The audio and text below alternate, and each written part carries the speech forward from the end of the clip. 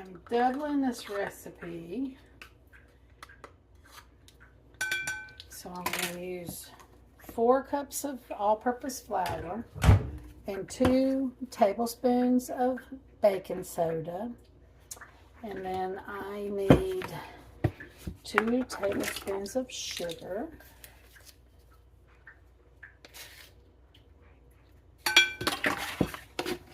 Okay. And then it will take 2 teaspoons of salt. So make sure you get teaspoons and not tablespoons. Okay. My teaspoon. So 2 of those. Okay. And we're just going to mix these dry ingredients together well.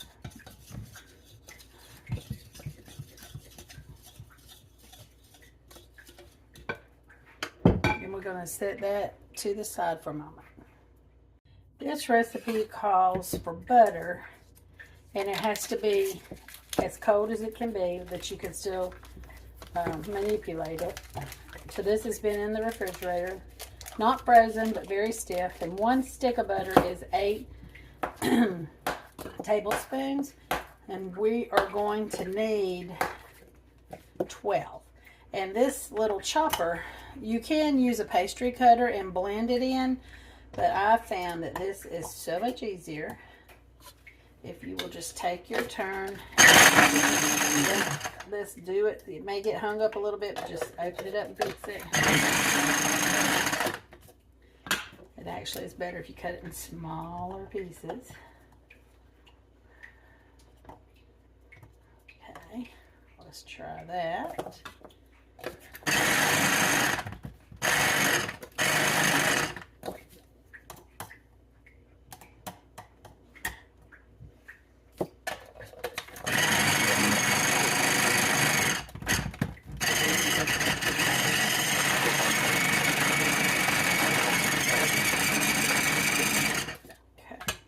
Some of it's getting hung up where I didn't cut it in a small enough piece, I think. But that's going to be okay. We'll chop it a little bit more.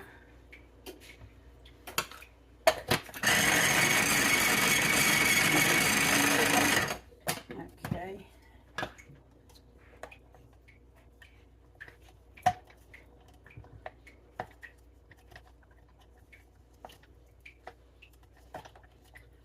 We want little tiny pieces that can be worked into the dough. That's our goal.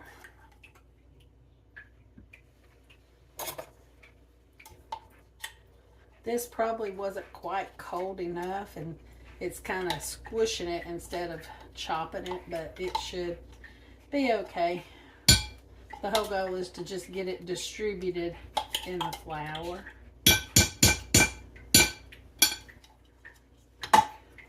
And we'll do that. This little cutter actually worked great the other day when I used it for this. Maybe I'm going to try to cut smaller little pieces. See if I can get it to chop it in smaller pieces.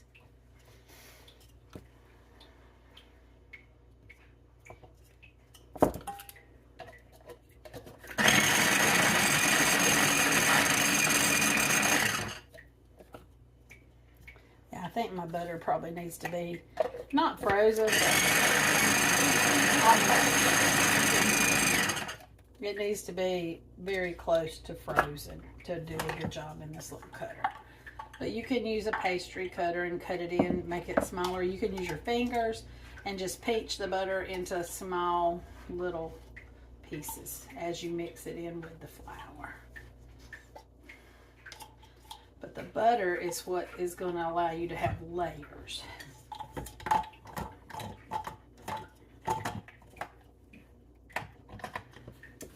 Okay. We need 4 more tablespoons of this butter.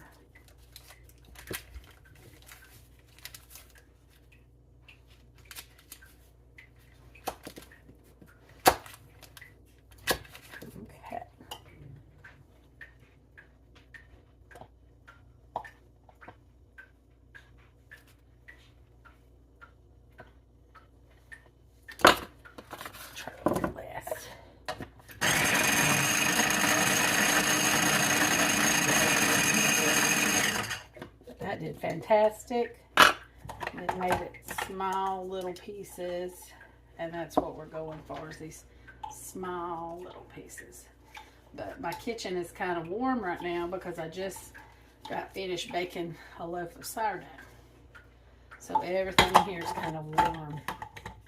This works a lot easier if you have a really cold kitchen. Okay. And a couple more tablespoons and we're done.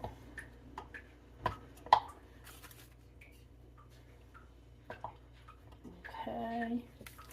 And there's that. And let's chop this a little bit.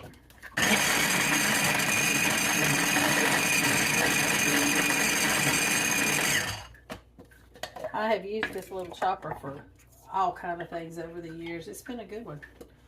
All right, let's get the butter out.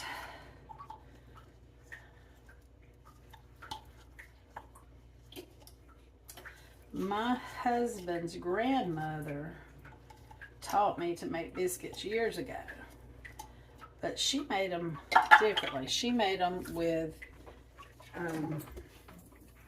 Crisco. No, oil. Everybody else was making them with like lard or Crisco, but she made them with like vegetable oil. And I did that for a long time, but honestly, I really like these. This biscuit is very layered, and I particularly like that part, that it's layered. So we're going to stir the butter in a little bit, just coated. And at this point, if you want to take your hand and just kind of pinch the butter up, it'll make like little peas size, little flour butter pieces. That would help it when you go to roll it out. So we're just going to give it a little pinch.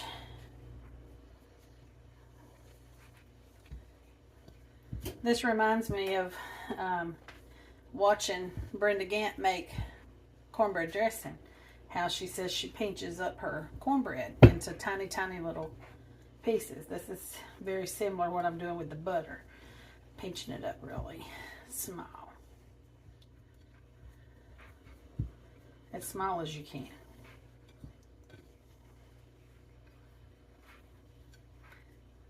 Okay.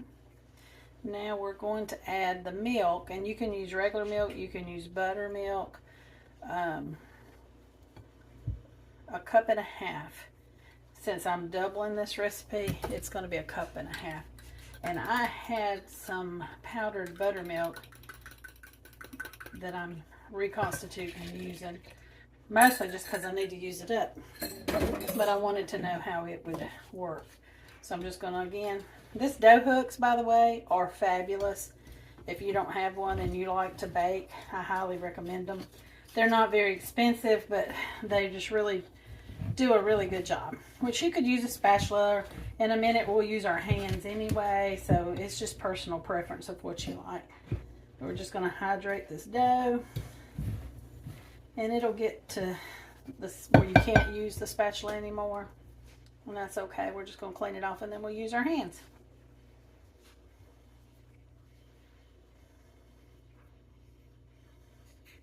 We'll get what we can off of there. Okay. And then we're just going to make it cohesive. We're just going to continue to pull that any loose flour in to the moisture. And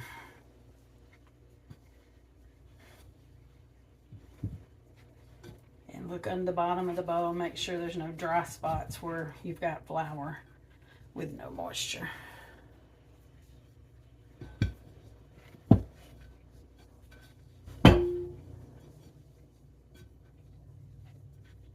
Okay, now I'm going to move that over, and I'm just going to clear out where I was working. And I'm going to put some flour down. You can always add a little bit if you need to.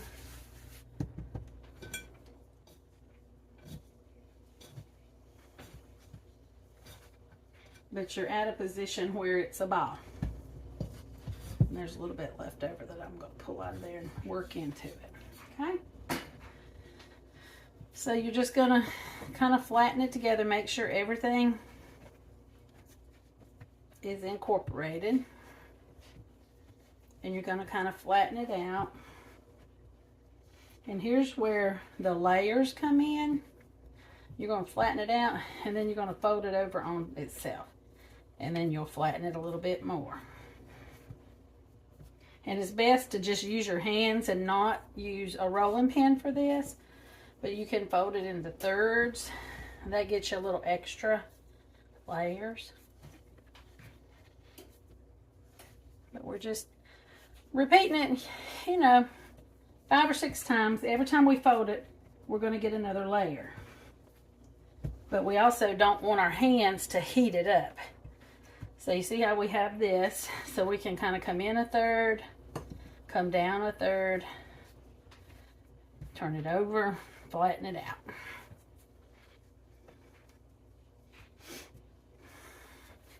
And like I said, you'll do 5 or 6 folds, something like that.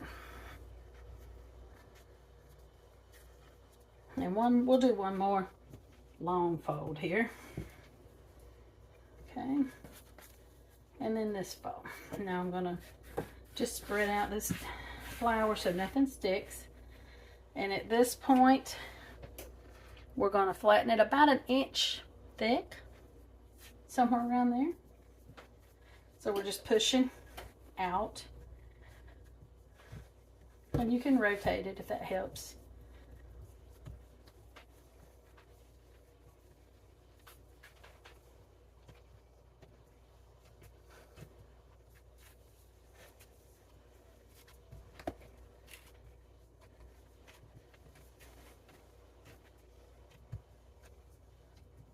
Your goal is to cut about 12 biscuits. So you have to get them a little bit thinner so you can get 12 out of them. Make sure you don't leave it real thick in the center.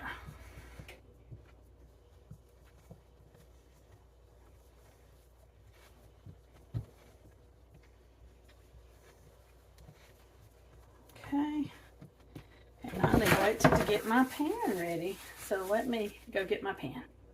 Okay, we've just got a baking sheet with a piece of parchment paper. And if nobody's ever told you before, parchment paper, the easiest way to deal with it is crunch it up in a ball and then flatten it out, and it doesn't jump around as much. But that's what your biscuit, you can see the layers.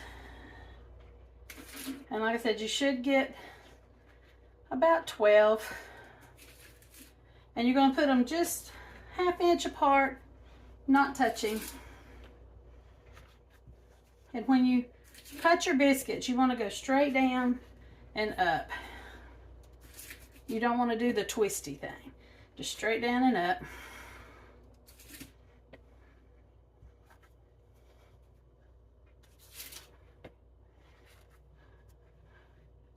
We've got 1, 2, 3, 4, 5, 6, 7, 8. Here's 9, 10. And I'm going to take these little pieces and kind of fold them together in a ball and then flatten them out again, just like we did to start with.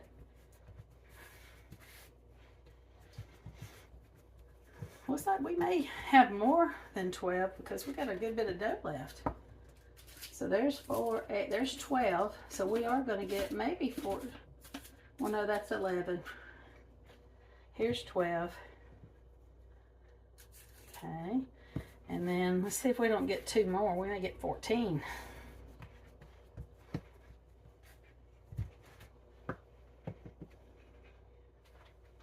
And you can just kind of maneuver them around a little bit so they fit.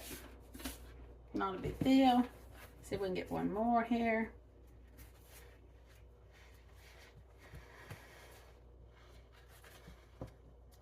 And you still got this little bit of dough, which you can just kind of ball up and make a little ugly biscuit.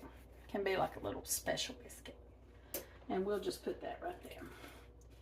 So here's our pan of biscuits. And we will see you after they bake.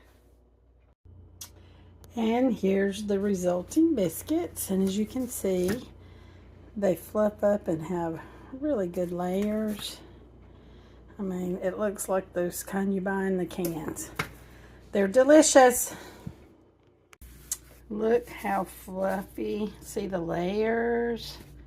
And then It's got the layers in here. So yummy. I got a whole bowl.